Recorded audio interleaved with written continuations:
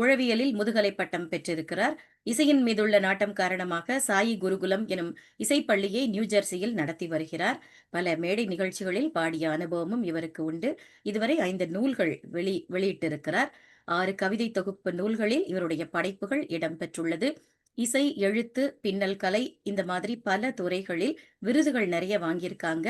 இவருடைய ஆம், ஒருங் கவியரங்குகள், கருத்தரங்குகள், பட்டிமன்றம், சொற்பொழிவு இப்படி தொடர்ந்து தமிழ் தாய்க்கு தன்னுடைய சேவையை செய்து வருகிறார்.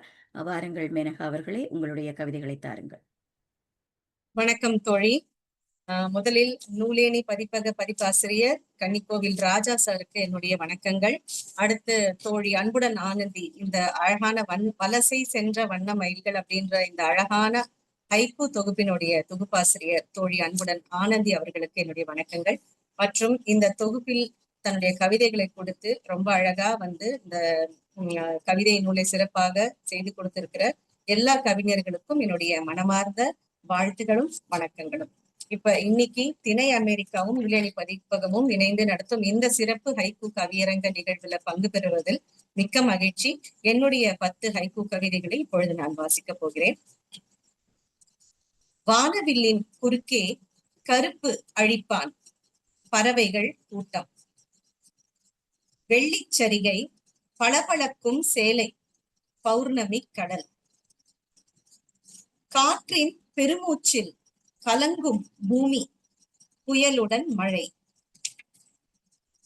சாளர கண்ணாடியில் மழை எழுதும் வரிகள் மேகங்களின் கதைகள். தண்டவாளத்தை மொய்க்கும் ஏக்க பார்வைகள் தாமதிக்கும் ரயில். மலையில் சறுக்கும் மாலை நேர சூரியன் விளிம்பில் இரவு. நேற்று வரை நிறைந்திருந்த சாய்வு நாற்காலி நீங்காத கதகதப்பு. கிளைகளை இணைக்கும் சிலந்தியின் முயற்சி மரத்தில் வலைகள். மெதுவாய் விலகும் கைகளின் கோர்வை முடிந்து போன காதல்.